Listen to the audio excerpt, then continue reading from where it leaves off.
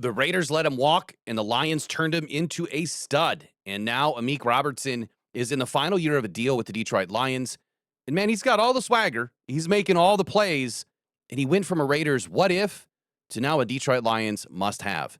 And I'm breaking down the extension right now. Pressured by Hutchinson, he goes down again.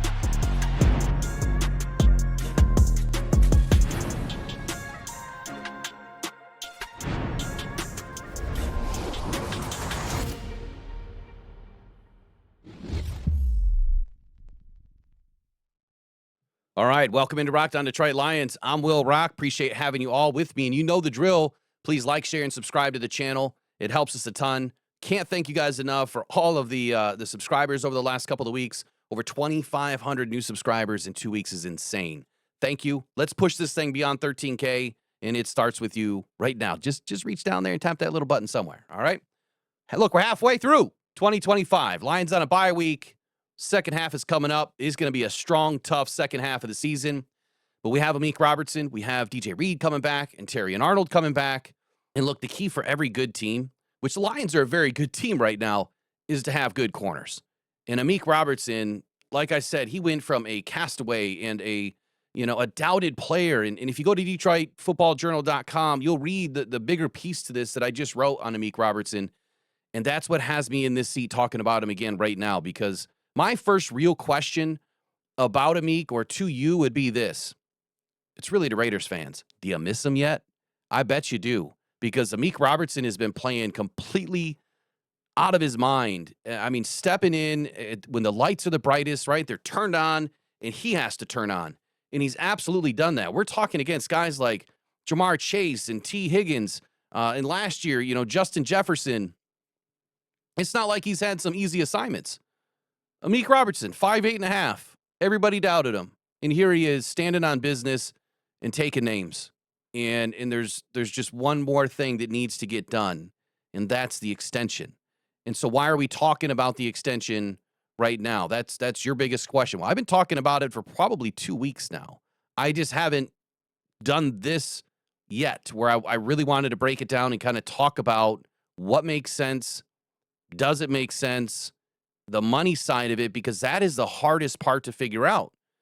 So my second question, Amik's in the final year of the 2-year deal with Detroit. Has he officially played himself into a long-term contract? And the reason why I ask that, and if he has, please tell me in the comments below, what do you think it is? What do you think it's worth? Maybe we align, maybe we don't, but I put some numbers together, and we're going to get into all that. So he had a career year in 2024 for Amik. I mean, really, it started in 23 for him. He really bounced big time from starting slow with the Raiders. I mean, he was held out, kind of played sparingly the first couple of seasons. And then 2023 or 2022, he had a breakout season. 2023, an even better season. And the Raiders let him go. Like, how dumb of a move was that to let Amik Robertson go? Look, this is a guy that is galvanized. This is a teammate and a leader on this Lions roster that is galvanized this secondary. The Detroit Lions have been up against injuries again all season, but mostly in the back end, right? DJ Reed, Terry and Arnold, Dorsey, you name it. The Lions just played week 7 with 6 new guys brought into the roster, 5 new guys activated for this game. And it's Amik and the Who is what I called it. It was Amik and the Who. And how was he able to do what he was able to do against a pretty darn good team? To Tampa Bay Bucks. I get it. They weren't at full strength. But Amik Robertson went in there and handled his business all night and did a phenomenal job. And it was eerily reminiscent of last season, during a couple of stints, whether it was Thanksgiving or Week 18. Look, this guy's been playing at a high level. So much so. Let me just kind of review a few things from this season already. Last year, I called it the rise for Amik because he talks about, his most famous quote, right? You can't bury what comes from the dirt. It is such a powerful quote. And that's why I said last year for him was the rise. He was rising, right? He's climbing up to the top of the soil. He's getting there. And he just keeps on climbing. This dude's standing on top of a mountain right now. Amik Robertson absolutely deserves the extension, and he absolutely deserves a big one. And we'll get to the numbers in a minute. So this season, right? The first 3 weeks of the season, he had a limited role to start. First 3 weeks, limited. reason why Lions or he was primarily playing in the sub packages, but the Lions were in the 4-3 base scheme pretty much the entire, well, not, I don't want to say the entire, the majority of the first 3 weeks. So his role was limited, right? Being a nickelback, you're not on the field unless you're in the sub packages and they're calling a nickel defense or a dime defense, right? So his role was diminished. We'll just say that. Fewer snaps. Week 4 happens, right? It was a real turning point of the season for Amik Robertson. Calvin Shepard announced that Terrion Arnold was going to kind of take a backseat a little bit, that Amik Robertson has earned more reps, more opportunity, more snaps. And then during the third quarter, Terrion Arnold ends up injuring his shoulder. To compound the issue, DJ Reed then left with a hamstring injury in the fourth quarter. So now Robertson is moved to the outside once again as the last primary starter, right? Kirby's out, Pranch is out, DJ's out, Terrion's out, throughout the season here. But he's the last primary starter we have. But that's week 4. Week 5, Lions are already without DJ Reed and Terrion Arnold. Injures his shoulder again in the second half. And then later, Arakia Sin in the fourth quarter injures his leg with muscle cramping or something, right? So none of which distracts Amik Robertson. None of it. He goes out, he handles the business. He's dealing with a thin secondary, and then he still manages to limit Jamar Chase and his opportunities, securing his first interception in almost 2 seasons. Racked up 6 tackles, 4 stops, 2 pass breakups. Hell of a game. Yeah, he let up a couple of touchdowns, one early, one late. Not all his fault, maybe the first one. But you're dealing with a ton. I mean, you don't have anybody in the game. Some of your guys aren't even healthy that are in the game. He went on to say after the game, he says, me personally, I feel like, and he says, I just have high expectations for myself. And outside looking in, you might say, well, he caught a pick and he started off fast. He's all over the field. But it's like, that's something, I do that shit in my sleep, is what he said. This shit is all about finishing. He was upset, man. He was upset at the way he's been playing, even though he was playing great. And that is the mark of a true champion and somebody that deserves to stay in Detroit because Detroit loves him, right? We love him. And the dude is playing at such a high level. He needs to stay. That group of Branch and Kirby and DJ Reed and Terrion Arnold and Amik Robertson might end up being the most fearless and feared group of a secondary in the league. It's one of the best that I've seen in Detroit probably in 20 plus years. It's been a long time. I couldn't even name another starting 5 right now. I couldn't. That was this good. So then you have the Who game, right? Week 7. Again, like I said, DJ's out, Terrion's out, Avonte Maddox is out. And so you're starting off the game with Arthur Mollett and Thomas Harper and, Eric Hallett, Nick Whiteside. Who else is in the game? Doesn't matter. It was the Who game. Who's out there? Who's playing? Who's that guy? Right? And so Amik Robertson, again, stands on business. They go in, they take care of Evans, and just they do a really good job, man, in week 7. They shut down Baker. Completely shut him down. I mean, Amik Robertson was the de facto cornerback 1, again, led the charge, led this young group, patchwork, defensive backfield. And Baker Mayfield was limited to 4.6 yards per attempt. 66.1 passer rating, both season lows. 12 passes defended, 8 coming from the secondary. Robertson set that tone early again, forcing a fumble, and then anchored the group the rest of the way. They refused to bend, man. They refused to break. It was a great defense that they called, but the way that they played, Lauren Strickland, that was the other guy, Thomas Harper, Eric Hallett, Nick Whiteside, they all were led by Amik Robertson. Okay, enough of that talk. Let's get into some numbers. I was trying to compare Amik Robertson to some other players around the league. And, again, he had this career year in 24, and he's backing it up in 25. So the question really is he a product of the Lions system, or is he the player that he always was? And I'm going to go with the latter. I think he's the player he always was, especially from Louisiana Tech forward. And what he did at Louisiana Tech was just absolutely insane. I mean, 14 interceptions, turns down LSU. I mean, the story goes on and on and on and on. So I'm looking, right? I'm digging. I'm trying to find some numbers and some stats. And so here's what I did. And do me a favor. Make sure you drop your bold predictions in that, what you think about Amik in the comments below. So I'm digging today, and it's 16 players that I found that had over 100 snaps in the slot. That's it. Only 16 with over 100 snaps in the slot. And then there was 56 players that had more than 183 snaps on the outside. 56. And those numbers are relevant for a reason. And so I tried to find the best balance I could to compare to what Amik has been asked to do and is doing.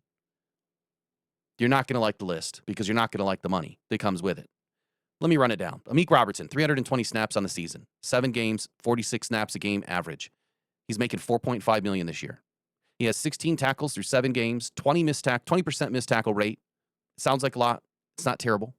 8 stops, 1 forced fumble, 67.7% reception rate against, 89 yards of yak against. He's allowed 3 TDs, 1 interception on the season. Not great passer rating against, 112.3. But again, given the situation, I'm good with it because that's not how he normally plays.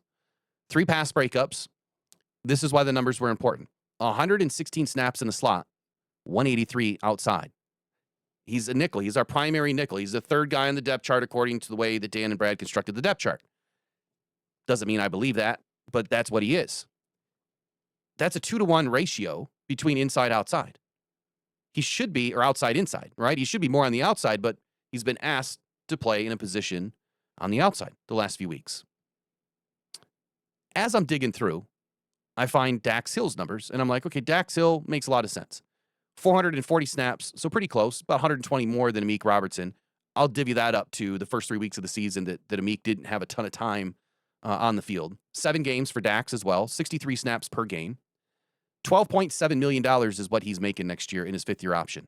He has 35 tackles on the season, 12.2% missed tackle rate, 12 stops, no forced fumbles, 80% reception rate, which is 13% worse than Amik, 189 yards of yak, 100 yards worse. He also has allowed 3 TDs and an interception on the season. He also has 112.3 passer rating against, no pass breakups, 240 snaps in the slot, 84 as an outside corner. So Dax Hill is like that 3-to-1 ratio inside-outside. He's exactly what Amik would normally be running if Amik didn't have to go to the outside.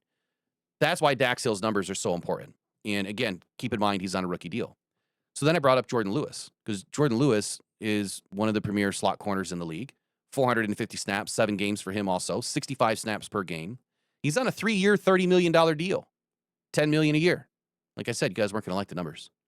23 tackles, 19.4% missed, 16 stops, 0 forced fumbles, 65.2% reception rate, pretty in line with Amik. 130 yards of yak, so right in between Dax Hill and Amik Robertson. He's allowed 4 TDs with 2 interceptions this year. 88 passer rating against. Amik is better. 3 pass breakups, tied with Amik. 7 penalties on the season, 2 accepted. If I go back and look at Amik, I guess I didn't write down his penalties. My bad. So good comparison so far, right? Then there's Kenny Moore, 169 snaps on the season. So he's only played in 4 games, but it's at 43 snaps per game, which is very close to Amik. He's also on a 3-year, $30 million deal, $10 million a year. 12 tackles on the season, 15.8% missed tackle percentage. He only has 4 stops and 1 forced fumble. 63.6% reception rate against, 75 yards a yak, 1 TD, 1 interception, 81.6 passer rating against, couple of pass breakups, 2 to be exact, 1 penalty, and he's also put in 163 snaps in the slot, only 3 as an outside corner.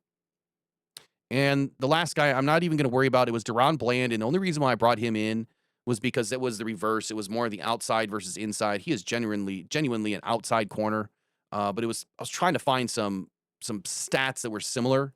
His were similar, but I'll leave it alone because Deron Bland really doesn't fit into this conversation. But I looked at everybody. I looked at Taron Johnson, Dante Trader, Marcus Jones, Michael Carter, Chibodi Awuzie, Miles Harden, Jalen Ramsey, Jalen Petrie, Kenny Moore, Jordan Lewis, Roger McCreary. I looked at all of them. I looked at every single starting nickelback on every team.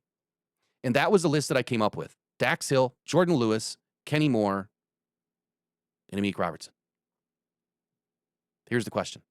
Dax Hill is on his fifth year option next year at $12.7 million. The other 2 guys, Jordan Lewis and Kenny Moore, at $10 million right now, 3 for 30. And those deals were signed last year, I think, or the year before. I think it was last year. So what is Amik worth? The guy can play outside. He can play inside. He can play both. He's a hybrid. Is he a Deron Bland? This is why I have him here. 4 years, $90 million, 22.5 APY. Well, that number's shooting way up. From when Deron Bland signed this, that number's shooting way up this next season. Or is he down in that 3-year, 30, $10 million a year? And then you go back and you look at what Brad signed him for, right? And if you look at the production that Amik Robertson has given you on the outside, well, Brad stole him for half price. You know what I mean? And that's because the Raiders devalued him. The Raiders didn't push enough to keep Amik Robertson. They didn't trust him enough. They're bad, right? They totally fumbled it. Let me know in the comments below. Did the Raiders totally screw up here? I think they did. I know they did. So we're talking about Amik Robertson. Is a true cornerback 2, or is he a cornerback 3? Cornerback 2 because he can definitely play on the outside. We knew that.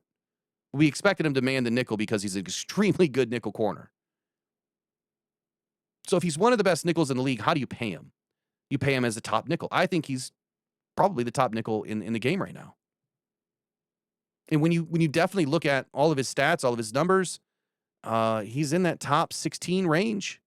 He really is. I don't care about the PFF grades. Like, those are for the birds. Amik Robertson is the top nickel in this league. I can't imagine him not being on this roster next year. So here's probably the final question. If we're not talking a contract around 3 years, $21 million, which would be commensurate to the average right now of top end and bottom end of your nickels, your slot corners, what are we talking? I think Amik is probably due 3 years, $36 million is what I'm coming up with. 3 years, $36 million this next season. Do you want Amik to stay in Detroit? Drop your bold prediction in the comments. Where's Amik Robertson playing in 2026? Is he back in Detroit, or does another team swoop in and sign him? Brad can't fumble this one.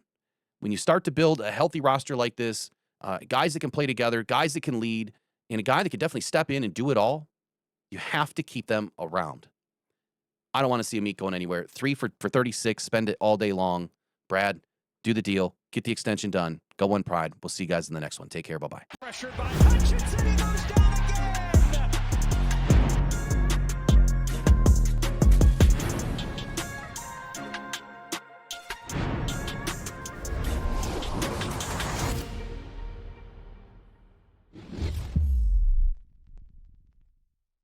Rise and Grind Morning Show is the best podcast in the world. Amik Robertson.